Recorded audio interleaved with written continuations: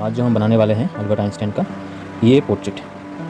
तो पोर्ट्रेट बनाने का मैं ड्राइंग सबसे पहले डिस्कस करूँगा, देन आपको किस तरीके से मैं कलर करता हूँ वाटर कलर में वो भी मैं आपको दिखाऊंगा, ठीक, स्टेप बाय स्टेप प्रोसेस। तो ड्राइंग में दो चीज़ है, एक तो है टेक्निक और दूसरा है ऑब्जर्वेशन। ठीक है, टेक्निक और ऑब्जर्वेशन दोनों ही चाहिए। अब सिर्फ टेक्निक से आपको काम नहीं चलेगा, ठीक है। टेक्निक तो हम यूज़ करेंगे पर साथ ही साथ ऑब्जर्वेशन भी चाहिए।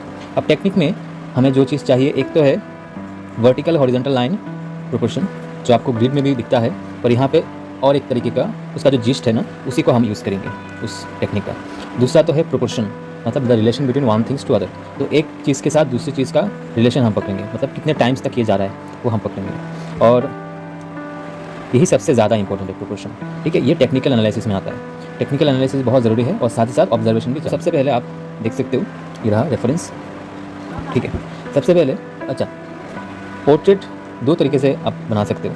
एक तो है कि बाहर से अंदर की तरफ जाए, जैसे कि आप एक सर्कल बनाओ, ठीक है, सर्कल बना के, भाई तो भाई ये लुमिस मेथड नहीं है, डायरेक्ट मेथड है। डायरेक्ट आप कोई भी पोर्ट्रेट बना सकते हो, ठीक है। तो मैं इसी तरीके से बनाता हूँ। आप बाहर से अंदर की तरफ जा सकते हो, मतलब एक सर्कल बनाओ, देन आपको एंगल पकड़ना है, देन आपको आई लाइन, आईब्रो लाइन अंदाजे से बनाना है, देन आपको ये जो धारियाँ हैं, मतलब जो एयर कान जो स्टार्ट हो रहे हैं उसको पकड़ना है, और पकड़ते पकड़ते इसको पूरा शेप इसको लाना है पहले, ठीक है। आई सॉकेट में काम करना है, नाक को भी अंदाजे से बनाना है, पूरी चीज़ों को बाहर से अंदर की तरफ जाओ। और दूसरा है कि पहले आप एक लाइन खींचो, एंगल बनाओ, देन आप एक आई बनाओ, दूसरा आई बनाओ। इसके साथ कितना डिस्टेंस मेंटेन करना ज़रूरी है वो टेक्निक के हिसाब से आप निकालो। देन उसके साथ आईब्रो बनाओ, देन ये जो आपने बनाया उसके साथ आप नाक बनाओ। नाक कितना लंबा होना चाहिए इस आई के हिसाब से, इस आई के हिसाब से नाक कितना लंबा होना चाहिए, ना कितना लंबा होना चाहिए, वो प्रोपोर्शन आप निकालो। देन नाक से चिन का निकालो, देन चिन का जो ये नाक से चिन है, नाक से आईब्रो है, देन ये हेयर लाइन कहाँ पे आएगा वो निकालो। तो ये सब, ये तरीका और ये तरीका आपस में जुड़े हुए हैं, पर फिर भी मैं ये तरीके से आपको दिखाने वाला हूँ कि मैं किस तरीके से बनाता हूँ, ठीक है। ये रहा हमारा पेपर।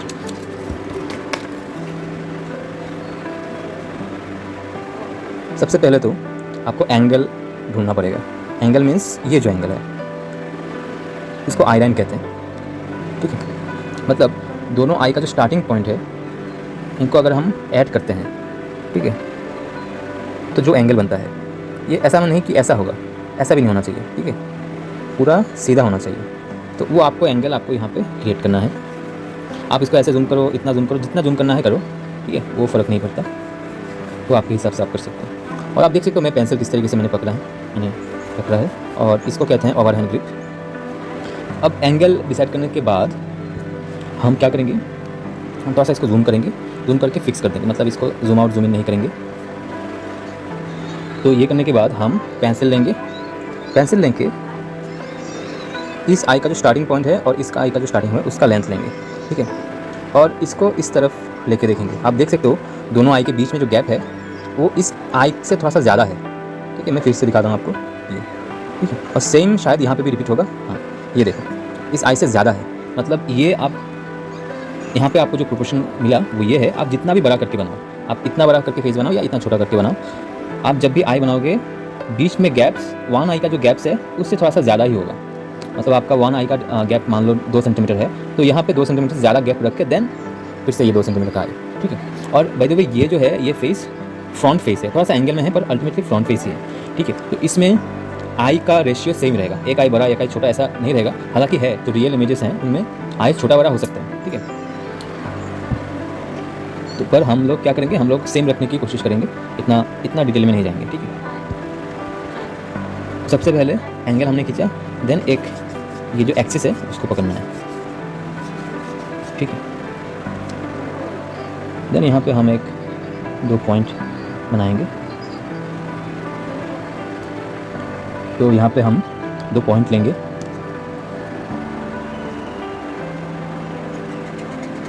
और ये जो 2 पॉइंट है वो है दोनों आई का जो स्टार्टिंग पॉइंट।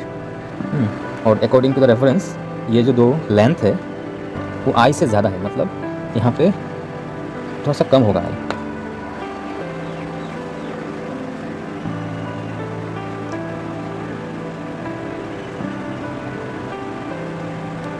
ठीक है।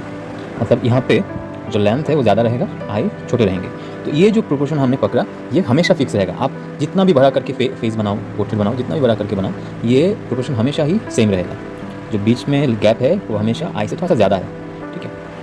और दोनों आई आप एक ही लेंथ का लेंगे तो ज़्यादा अच्छा होगा। अब ये जो हमने लेंथ पकड़ा, ये जो हमें अपना आई का प्लेसमेंट मिल गया, उसके बाद हम जब आई बनाएंगे वहाँ पे कोई ज़्यादा टेक्निक नहीं है, वहाँ पे ऑब्जर्वेशन है। जैसे कि मैंने पहले भी कहा, टेक्निक और ऑब्जर्वेशन दोनों चाहिए, ठीक है। अब यहाँ पे आई बनाना पूरा ऑब्जर्वेशन का खेल, आपको देख देख के पूरे आई को बनाना है।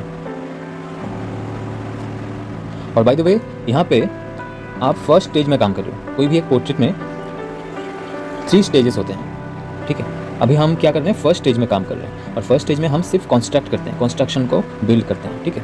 प्लेसमेंट, सही जगह पे सही प्लेसमेंट करते हैं। जैसे कि ये आई है, इस आई के साथ इस आई का क्या रिलेशन है, कितना ऊपर रहेगा, कितना नीचे रहेगा, किस एंगल में रहेगा, यही सब ज़्यादा फोकस में करते हैं। अभी हम बिल्कुल भी डिटेलिंग में जाके पूरे फेस को एक साथ करने की कोशिश नहीं कर रहे, ठीक है।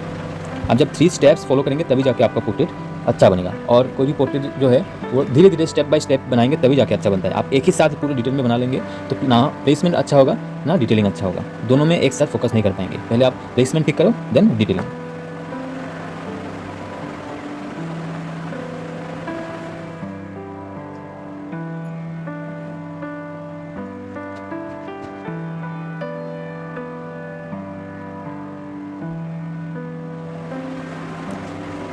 और एक टेक्निक मैंने दिखाया था कि vertical and horizontal line technique, मतलब इस आई के साथ, इस आई के जो स्टार्टिंग पॉइंट के साथ अगर हम हॉरिजॉन्टल लाइन खींचे तो आप देख सकते हो इस आई के बहुत नीचे तक जाता है। तो यहाँ पे भी सेम कंडीशन आपको फॉलो करना है। जैसे कि यहाँ पे देखो मैं एक हॉरिजॉन्टल लाइन खींच रहा हूँ तो ये भी आई के जो स्टार्टिंग पॉइंट है वहाँ से बहुत नीचे तक जा रहा है। कितना नीचे तक जा रहा है वो तो आपको ऑब्जर्वेशन करके आपको पता लगाना है।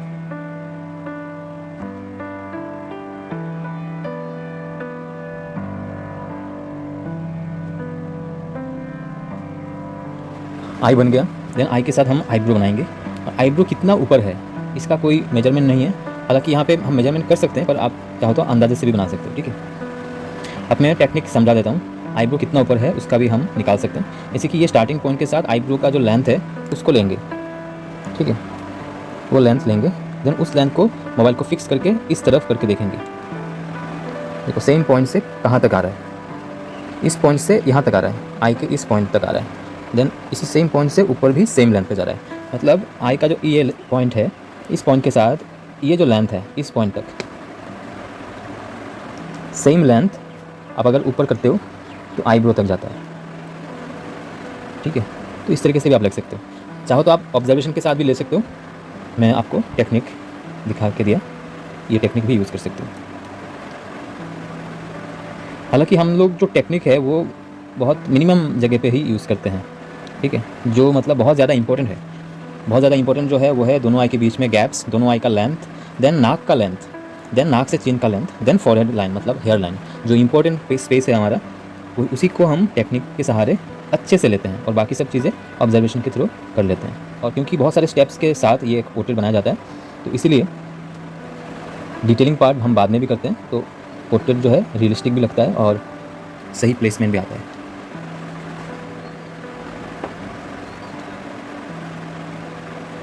ये आईब्रो जितना ऊपर है ये आईब्रो भी उतना ऊपर है, थोड़ा सा 19-20 हो सकता है पर आप सेम रखेंगे तो भी चलेगा।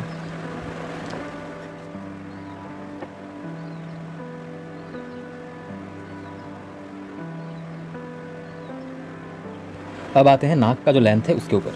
आप इसको थोड़ा सा जूम करूँ, ज़्यादा जूम नहीं करना है, इतना जूम नहीं करना है, बाद में जाकर आपको इस तरीके का इस तरफ का लेंथ जो है वो नहीं मिलेगा। तो आपको पहले थोड़ा सा इतना जूम कर लेना है।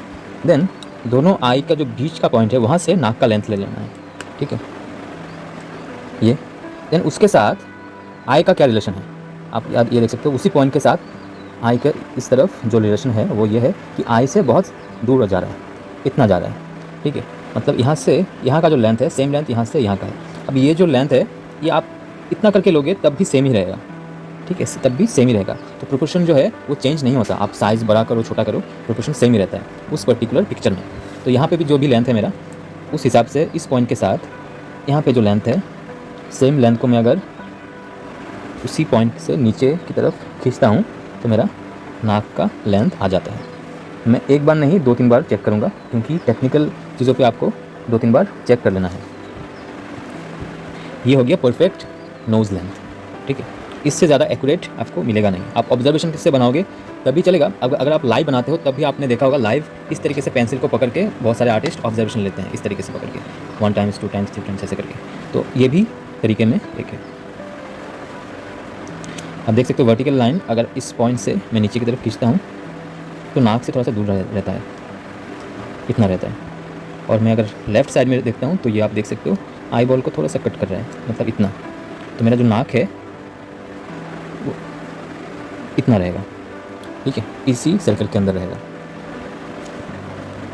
अब नाक में आते हैं। नाक आपको बनाना है ऑब्जर्वेशन के साथ। फीचर स्टडी जो भी है उस पर ज़्यादा बहुत टेक्निक नहीं है। आपको जो भी टेक्निक मिलेगा वो ऑब्जर्वेशन के ऊपर ही बेस है, ठीक है। तो फीचर स्टडी अगर आपको नाक, आईज ये सब परफेक्टली बनाना है तो आप जितना हो सके इंडिविजुअल चीज़ों को स्टडी करो। जितना हो सके आई को स्टडी करो, जितना हो सके नाक स्टडी करो। इंडिविजुअली आप उस चीज़ को स्टडी करोगे तभी जाके वो आएगा। ऐसा कोई तरीका नहीं है या फिर ऐसा कोई टेक्निक नहीं है जिस टेक्निक को सीखने के बाद आपको आई बनाना आ जाएगा, जी नहीं। जो ये फीचर्स हैं ये सभी ऑब्जर्वेशन के साथ रिलेटेड हैं। आपको ड्रॉ करना है, ड्रॉ करते करते ऑब्जर्व करना है चीज़ों को, एंगल्स को, और धीरे धीरे आपको बनाना है, ठीक है। और ये फर्स्ट स्टेज है और फर्स्ट स्टेज में मैं बहुत ज़्यादा डिटेलिंग में नहीं जाऊँगा। आप देख सकते हो मेरा पेंसिल भी बहुत ज़्यादा ब्लंट है, ठीक है। अब क्या है, अब नाक का भी लेंथ हो गया। अब नाक से चिन का लेंथ पकड़ेंगे। कैसे, एक आप जूम कर लो, ठीक है। अब नाक से चिन का जो लेंथ है वो आप ऐसे पकड़ लो, ठीक है। देन उसको नाक से ऊपर की तरफ ले जाओ। अब देखोगे यहाँ तक जा रहा है। ये जो पॉइंट है मेरे ड्राइंग में कहाँ है, ये जो पॉइंट है लगभग यहाँ पे, ठीक है। तो ये जो पॉइंट है मेरे ड्राइंग में यहाँ पे है। तो चिन का पॉइंट कहाँ पे होगा, यहाँ से लेके यहाँ तक का जो लेंथ है, सेम लेंथ को हम इधर फिक्स करेंगे या शिफ्ट करेंगे, जो भी है। ये है हमारा चिन का लेंथ, ठीक है। अब इसी के अंदर हम मूंछ बनाएंगे, लिप्स बनाएंगे, सब कुछ बनाएंगे। अब क्या होता है, जनरली जो आइडियल फेस होता है उसमें इस लेंथ को हम इक्वल 3 हिस्से में डिवाइड करते हैं, ठीक है। इक्वल 3 हिस्से में डिवाइड करने के बाद ऊपर वाला जो हिस्सा रहता है उसी में हम लिप्स बनाते हैं, ठीक है। तो यहाँ पे भी हम वैसा ही करेंगे। ये नाक से लेके चिन का जो लेंथ है उसको हम इक्वल 3 हिस्सों में डिवाइड करते हैं, ठीक है। 1 2 3, ये अप्रोक्सीमेट 3 हिस्से हो गए। और ऊपर वाला ये जो हिस्सा है ये आता है हमारा लिप्स का लाइन, मतलब अपर लिप्स और लोअर लिप्स बीचों बीच जो लाइन होता है वो ये लाइन है, ठीक है। यहाँ पे हम ये लाइन इसको पकड़ लेते हैं, ठीक है। देन ऊपर यहाँ से हम ऐसे लिप्स बनाएंगे।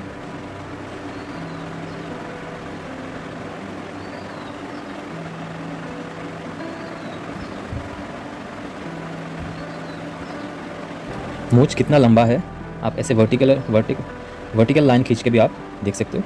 ये देखो थोड़ा सा आई बॉल को टच कर रहा है वर्टिकली।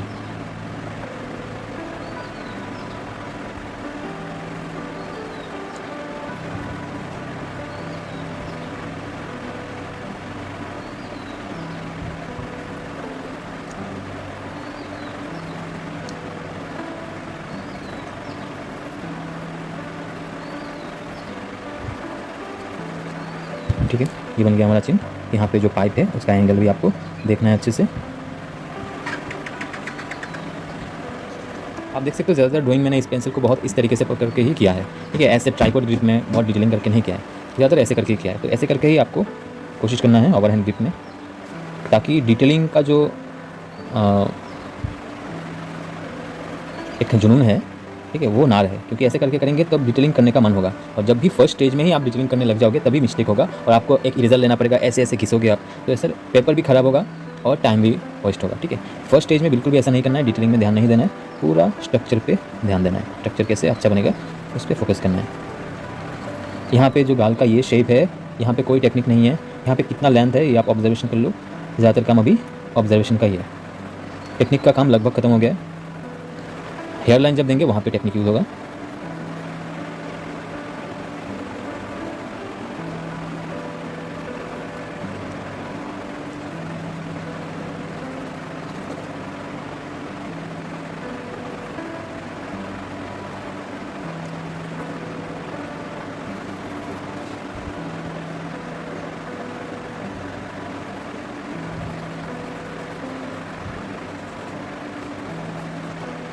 इसका भी हेयर लाइन कहाँ पे होगा, यहाँ पे होगा कि यहाँ पे होगा कि यहाँ पे होगा, तो उसका भी तरीका है। आप अपने रेफरेंस को जूम कर लो।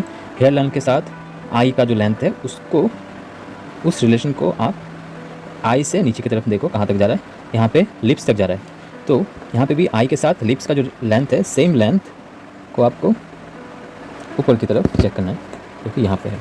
ठीक है, आप चाहो तो इतना लंबा करके भी आप खींच सकते हो, इतना लंबा करके आप देखो तब भी सेम ही रहेगा। आप देखो यहाँ से लिप्स, यहाँ से हेयर लाइन। ठीक है, तो प्रोपोर्शन जो है, जैसे कि मैंने पहले भी कहा, तो हमेशा फिक्स रहेगा। आपको बस रिलेशन पकड़ना है, रिलेशन को समझना है। आप ये पेंसिल यूज़ किए बिना ही अगर रिलेशन को पकड़ना सीख गए तो और भी अच्छा है। ठीक है, देखने के बाद ही आप, ऑब्जर्वेशन से ही आप अगर ये रिलेशन पकड़ में आ जाता है आपका, तो फिर और भी अच्छा है ये।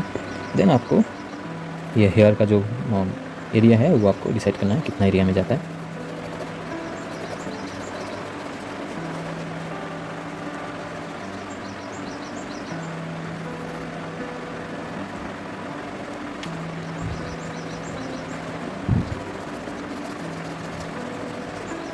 ठीक है, पर ये है हमारा फर्स्ट स्टेज, ये लास्ट स्टेज नहीं है। अब हम डिटेलिंग स्टार्ट करेंगे सेकंड स्टेज से, और सेकंड स्टेज से हम जब डिटेलिंग स्टार्ट करते हैं तब पेंसिल को शार्प किया जाता है। और पेंसिल जो है मैं इस तरीके से शार्प करता हूँ, ये है सैंड पेपर, और सैंड पेपर में ऐसे घिस घिस के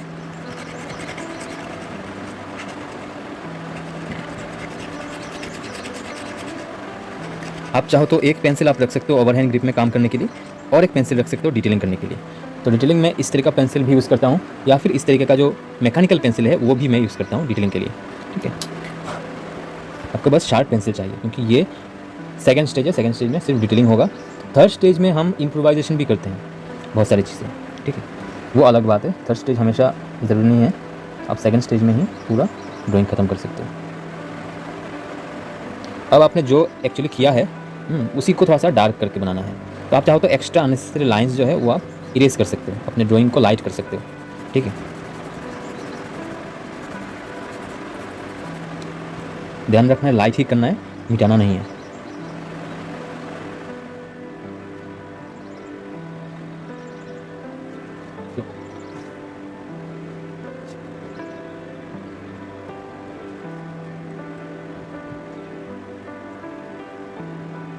मैं पूरा ड्राइंग ही सेकंड स्टेज में ही कंप्लीट कर दूंगा, क्योंकि आप देख सकते हो सेकंड स्टेज में ही ये जितना भी आ रहा है उतना ठीक है। जो मैंने पहले कहा कि 3 स्टेज चाहिए, 3 स्टेज क्यों चाहिए, क्योंकि थर्ड स्टेज में मैं और भी ज़्यादा डिटेल में जाता हूँ, एक एक चीज़ को और भी ज़्यादा परफेक्टली बनाता हूँ। मैं जब कोई कमीशन वर्क करता हूँ तब फेस जब लाना पड़ता है तब कोई कॉम्प्लेन ना रहे, इसलिए मैं थर्ड स्टेज में भी काम करता हूँ।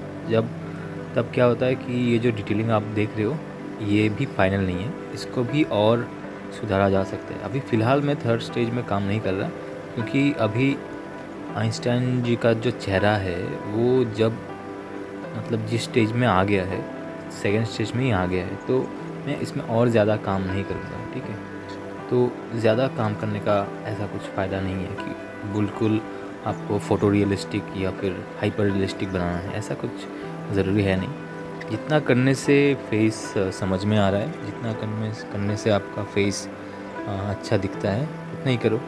ठीक है, और जो भी टाइम मिले उस टाइम में आप वाटर कलर को भी आप टाइम दे सकते हो। तो इसी तरीके से स्टेप बाय स्टेप टेक्निक और ऑब्जर्वेशन को फॉलो करते करते हमको पोर्ट्रेट बनाना है। और ये सिर्फ इसी पोर्ट्रेट में ये ऑब्जर्वेशन नहीं है, आप जो भी पोर्ट्रेट बनाओ, एनिमल फिगर बनाओ, ह्यूमन फुल एनाटॉमी बनाओ, यहाँ पे भी वहाँ पे भी सेम आपको प्रोपोर्शन को ध्यान में रख के, टेक्निक को ध्यान में रख के आपको काम करना पड़ेगा।